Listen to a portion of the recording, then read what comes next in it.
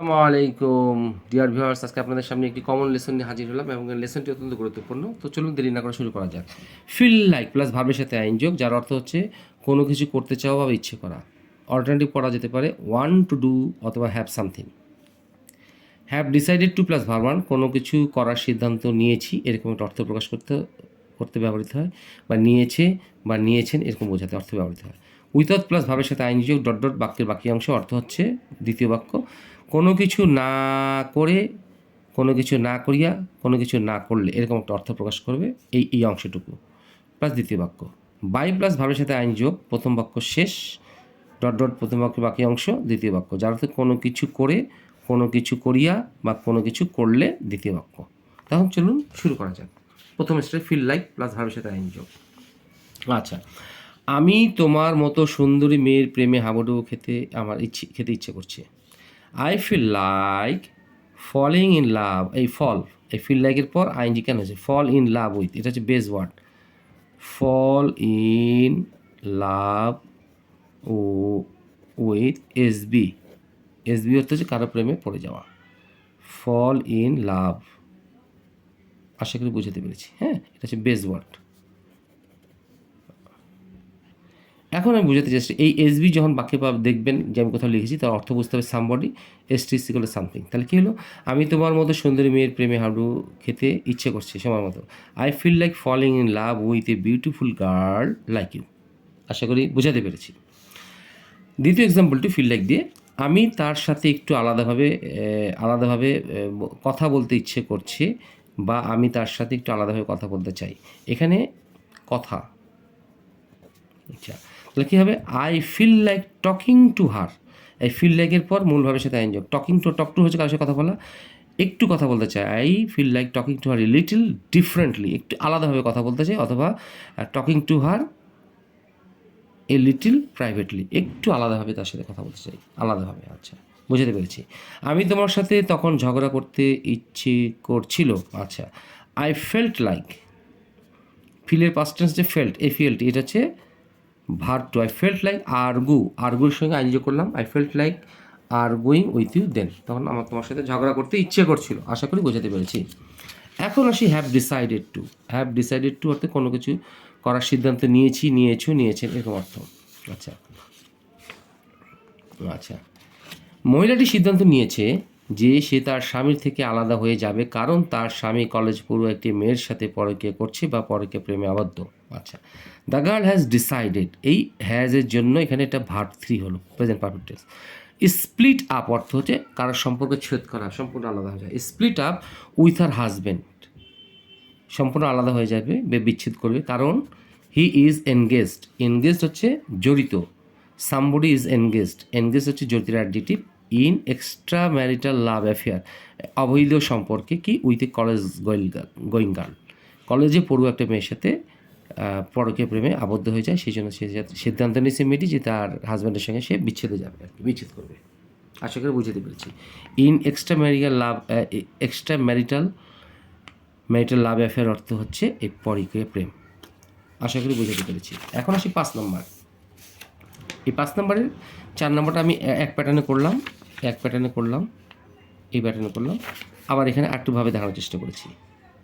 The girl has taken a decision, সিদ্ধান্ত নিয়েছে কী হবে? টু এন্ড অথবা and up a relation with her husband. দেখেন এখানে কী করেছি আমরা? স্প্লিট আপ করেছি, এখানে একটু আলাদাভাবে করেছি।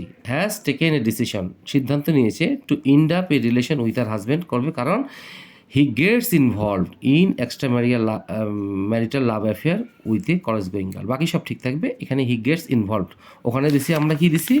যে হি ইজ এনগেজড ইন, আর এখানে দিছি যে হি gets involved in extra marital love affair, পরকীয়া প্রেমে আবদ্ধ হয়েছে with a college going girl, একটি কলেজ গোয়িং মেয়ের সাথে, কলেজে পুরো মেয়ের সাথে পরকীয়া প্রেমে আবদ্ধ হওয়ার কারণে মেয়েটি সিদ্ধান্ত নিয়েছে তার স্বামী থেকে আলাদা হয়ে যাবে। তো আমরা হয় এই প্যাটার্নে করব, নতুবা আমরা এই প্যাটার্নে করব।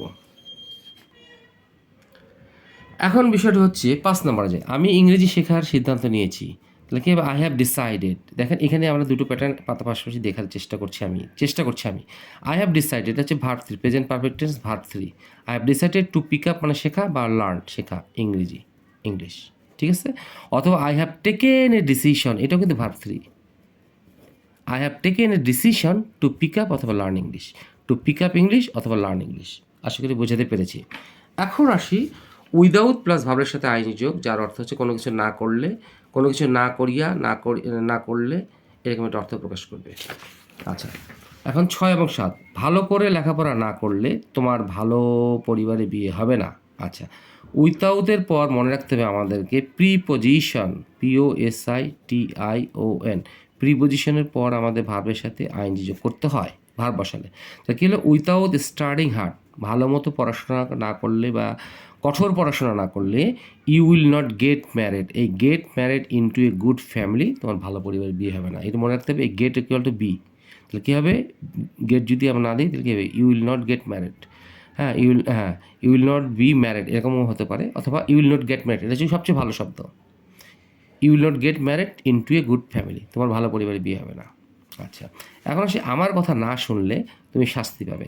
উইথাউট লিসেনিং টু মাই ওয়ার্ডস, এখন বসতে হবে listen to, LISTEN, listen to হচ্ছে মনোযোগ দিয়ে শোনা। এই মনোযোগ দিয়ে আমার কথা না শুনলে, এই কথা শোনা হচ্ছে লিসেন টু, হচ্ছে কথা শোনা, বেজ ওয়ার্ড। তাহলে উইথাউট লিসেনিং টু মাই ওয়ার্ডস, আমার কথা মনোযোগ দিয়ে না শুনলে, ইউ উইল গেট পানিশমেন্ট, তুমি শাস্তি পাবে। গেট মানে এখানে পাওয়া, এটা অর্থ হচ্ছে পাওয়া, এটা অর্থ হচ্ছে পাওয়া, তুমি শাস্তি পাবে।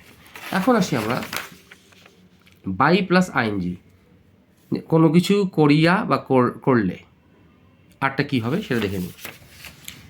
এখানে হচ্ছে 8 এবং 9 নম্বর এক্সাম্পলটি। প্রখর রোদে হাঁটলে তুমি অজ্ঞান হয়ে পড়তে পারো।